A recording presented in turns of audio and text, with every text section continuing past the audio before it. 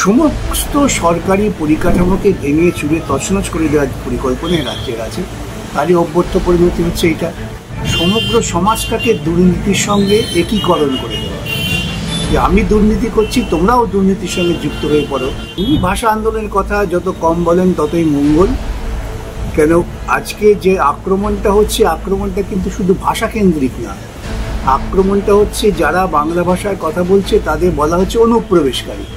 কেন্দ্র উভয়ই একই পথে চলছে, একে অপরের বিরুদ্ধে অভিযোগ করে শুধুমাত্র নিজেদের মধ্যে রাজনৈতিক পরিসরটাকে বজায় রাখার জন্য। আজকে রাজ্য সরকারি কর্মচারীদের ন্যায্য প্রাপ্য দিয়ে এটা না দিয়ে সেই টাকাটা ভিন্ন খাতে অপচয় করা, পুজো খাতে, উৎসবের খাতে, এগুলো তো অপচয়, এ তো কোনো গঠনমূলক বা সৃষ্টিমূলক কাজ নয়। আত্মসম্মানটা তুমি একবার যদি দেখিয়ে দাও তাহলে যতই তোমার বন্ধু হোক না কেন, তাদের সবটাই হচ্ছে বাণিজ্যিক স্বার্থকেন্দ্রিক।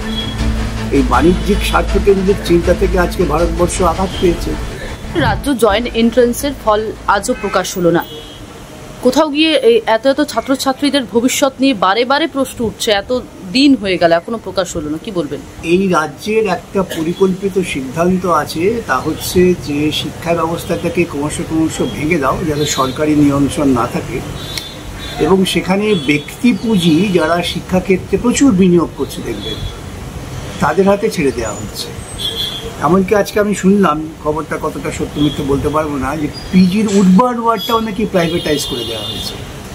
অর্থাৎ উডবার্ন ওয়ার্ডে কোনো পেশেন্ট ভর্তি হলে তাকে যে সমস্ত খরচাপাতি দিতে হবে তাকে প্রাইভেট এজেন্সির মারফত। সমস্ত সরকারি পরিকাঠামোকে ভেঙে চুরে তছনছ করে দেওয়ার পরিকল্পনায় রাজ্যের আছে। তারই অভ্যর্থ পরিণতি হচ্ছে এটা, এবং যার ফলে ব্রেইন ড্রেন বাড়ছে। আমাদের রাজ্যের যে সমস্ত মেধাবী ছেলে মেয়ে এবং যাদের বাবার পয়সা আছে তারা এখানে থাকছে না, অন্যত্র চলে যাচ্ছে। ক্রমশ পশ্চিমবঙ্গকে একবার একটা অত্যন্ত মেধার দিক থেকে দুর্বল রাজ্যে পরিণত করার পরিকল্পনা চলছে। কিন্তু আপনি যেটা বললেন যে সব বেসরকারিকরণ করে দেওয়া হচ্ছে, কিন্তু এদিকে তো রাজ্য তো কেন্দ্রকে বলে যে সবকিছু কেন্দ্র বেসরকারি। রাজ্য কেন্দ্র উভয়ই একই পথে চলছে, একে অপরের বিরুদ্ধে অভিযোগ করে শুধুমাত্র নিজেদের মধ্যে রাজনৈতিক পরিসরটাকে বজায় রাখার জন্য। ওদের আতঙ্ক হচ্ছে যে যা পরিস্থিতি হচ্ছে এতে বিরোধী পরিসরটা হয়তো আবার সেই বামেদের দিকে চলে যাবে, তাই মানুষকে বিভ্রান্ত করবার জন্য একটা নাটকের প্রয়োজন হয়।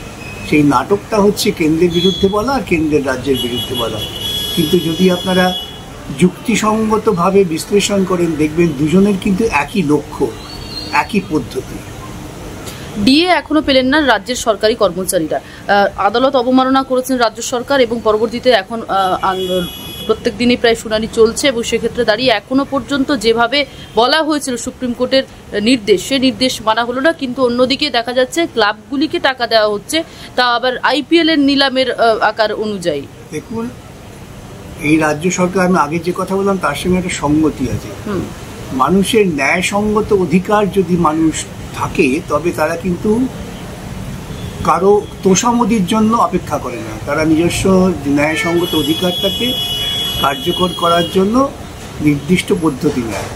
কিন্তু যখন সরকার মানুষকে ক্রমশ দোল নির্ভর করে তোলে, অনুকম্পার উপর নির্ভরশীল করে তোলে, তাহলে সেই মানুষগুলো ওই সুযোগ সুবিধে পাওয়ার জন্য সরকারি এবং সরকারি দলের অনুকম্পার দিকে তাকিয়ে থাকে।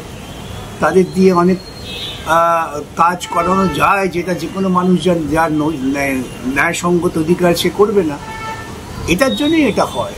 অতএব আজকে রাজ্য সরকারি কর্মচারীদের ন্যায্য প্রাপ্য দিয়ে এটা না দিয়ে সেই টাকাটা ভিন্ন খাতে অপচয় করা, পুজো খাতে, উৎসবের খাতে, এগুলো তো অপচয়, এ তো কোনো গঠনমূলক বা সৃষ্টিমূলক কাজ নয়, এগুলো তো ধ্বংসাত্মক কাজ।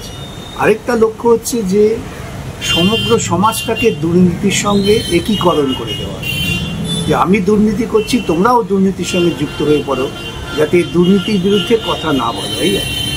মুখ্যমন্ত্রী রাজ্যের বিভিন্ন জেলায় পরিদর্শনে যাচ্ছেন, কোথাও ঘাটাল মাস্টার প্ল্যানের বিষয়েও তিনি মন্তব্য করছেন, এবং সেখানকার বন্যা কবলিত মানুষজনকে দেখছেন, নিজের হাতে খাবার খাওয়াচ্ছেন, এবং ভাষা আন্দোলনের ডাক দিচ্ছেন বিভিন্ন জেলা থেকে গিয়ে। এবং গতকাল আরও একটা দাবি করেছেন তিনি, যতক্ষণ না তিনি নিজে না চাইবেন ততক্ষণ তাকে কেউ হারাতে পারবেন না। না, সে তো উনি দাবি করবেনই। এ দাবি তো পৃথিবীর বুকে সমস্ত স্বৈরাচারী শাসকরা চিরকালই করেছেন, যে আমি আসি, আমি শ্রেষ্ঠ, এইরকম পরিকল্পনা থাকে তো স্বৈরাচারী শাসকদের যে দুঃস্বপ্ন, সেই দুঃস্বপ্নটা ওর মধ্যেও আছে। ভাষা আন্দোলন নিয়ে কি বলবেন? উনি ভাষা আন্দোলনের কথা যত কম বলেন ততই মঙ্গল। কেন আজকে যে আক্রমণটা হচ্ছে, আক্রমণটা কিন্তু শুধু ভাষা কেন্দ্রিক না, আক্রমণটা হচ্ছে যারা বাংলা ভাষায় কথা বলছে তাদের বলা হচ্ছে অনুপ্রবেশকারী, এবং তাই তাদের মারা হচ্ছে, বার করে দেওয়া হচ্ছে। এই অনুপ্রবেশের যে একটা মিথ্যা পরিকল্পিত বাতাবরণ এটা তৈরি করেছিলেন মমতা, এটা তো বুঝতে হবে। আজকে তার তৈরি করা অনুপ্রবেশের তত্ত্বের ভিত্তিতে যেখানে যেখানে বাংলা ভাষায় কথা বলছে তাদের উপর আক্রমণ করছে, কে করছেন? তারই সহযোগী বিজেপি।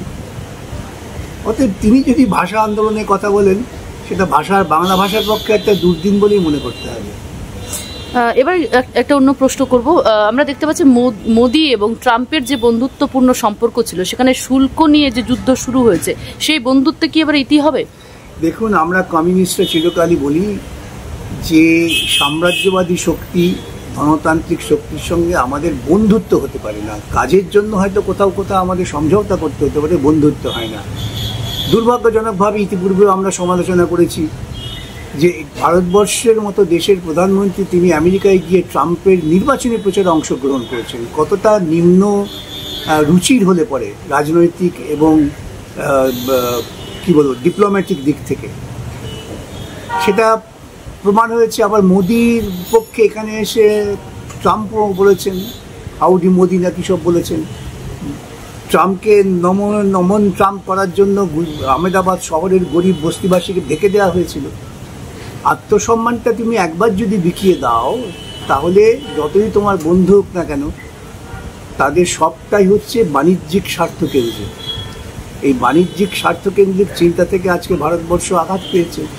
এখনও ভারতবর্ষের সময় আছে রুখে দাঁড়াবার, কিন্তু এই বিজেপি পরিচালিত সরকার তো রুখে দাঁড়াতে পারবেন না। মুখে বড় বড় কথা বলবেন, তারপরে গিয়ে আত্মসমর্পণ করবেন। যার ফলে দেখছেন না, যখন আমাদের ভারতবর্ষে যাদের বলা হচ্ছিল ওরা ওই দেশে অভিবাসী বা ইমিগ্রেন্ট, তাদের হাতে পায়ে শেকল পরিয়ে মিলিটারি প্লেনে করে পাঠিয়ে দেওয়া হচ্ছিল। আমার দেশের প্রধানমন্ত্রী একবারে প্রতিবাদ করেনি। অথচ পাশের ছোট্ট দেশ কলম্বিয়া, তারপরে অন্যান্য যে দেশ, তারা প্রতিবাদ করেছেন যে আমার দেশের নাগরিককে আমরা ফিরিয়ে আনবো, তুমি তাদের উপরে অত্যাচার করতে পারো না। কিন্তু আমার দেশ চুপ করে মেনে নিয়েছে। এদেশের অন্ধভক্তরা মোদিকে ভোটে জেতাবার জন্য যোগ্য করেছিলেন, আজকে তারা পয়সা খরচ করে যোগ্য করুন যাতে এই ট্যারিফটা বন্ধ হয়। আরো ভালো ভালো খবর দেখতে সাবস্ক্রাইব করুন বাংলা হান্টের ইউটিউব চ্যানেল। বাংলা হান্টের আরো খবর দেখতে নজর রাখুন। বাংলা খবর মানেই বাংলা হান্ট।